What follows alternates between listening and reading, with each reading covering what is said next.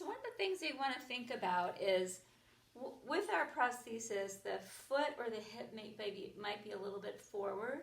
So that's not an issue as long as you can even out your hips and get a sense of feeling stable. So think more about where your stability is right now and just make little micro movements along the way with the prosthetic foot, for example, until you feel like you're just growing a little bit without overstraining your lower back or pulling any muscles.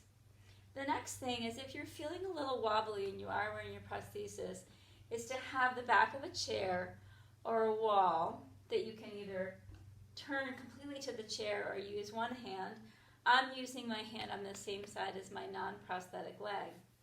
What I'm going to do is I'm going to think about dropping my tail down and pulling my navel in and up. When I do that, I actually am taking my hand here, my left hand, I'm going to scoop under and pull in and up. I'm creating a Mula Bandha and an Uddiyana Bandha here, and that actually firms up my thighs and also helps me to press down into my non-prosthetic leg. I'll show you from the front.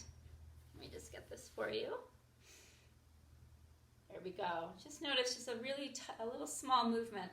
Another thing you can do is, if you want to hold on to the chair, I'll show you from the front so you can see, is taking your right or left hand, placing the thumb and index finger underneath the collarbone and lifting up. Not a back bend, it's not here, it's just lifting up, like you're lengthening from the sternum. When you do that, you create space for the Uddiyana Bandha and Mula Bandha to happen.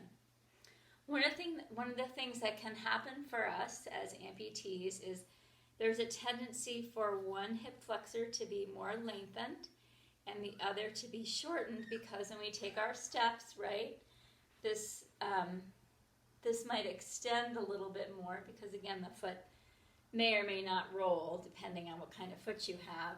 But even if it rolls, it's not going to roll like a regular foot. So there's just a little bit less of an impact going back to spring the psoas hip flexor back into place. So what we want to be thinking about for some is actually bending either the prosthetic leg or the non-prosthetic leg a little bit, so that there's a little bit of release. So it all depends on the height of your prosthesis, and the easiest ways to make adjustments is simply to put a blanket or a rolled yoga mat, just folded a little bit, the bottom edge of the heel, and seeing, does that feel like too much? Does it not feel like enough? For me, I find the simplest way is to do a micro bend. So if you can look at my knees here, I'll do this one forward. I just have a little tiny micro bend in this prosthetic leg. The other leg is more extended, but it can also be bent. If I bend too much, I'm going to fold forward. But a little micro bend keeps me from over pulling this hip flexor right here. And you can do the same thing that you did seated to achieve your Mula Bandhas. You can sit down and take your strap and place it around the top of the thighs.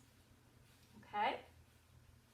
Or you may want to unloop, sit, reloop, then leaning on something to come up, and then deciding, resisting, and you're going to get your Mula Bandha right away. Okay?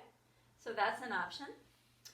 And then, of course, you have that fabulous inner thigh thing with your yoga block. You can also do like a small miracle ball or something like that, placing it between the thighs, and if you need to, hold onto the chair, hold onto the chair, hold onto the chair, or against a wall, and just hug everything in. When you do, your hip flexors get almost a little bit pulled in and relaxed without overextending, and you start to feel more of that control in the root and up here. And so what we're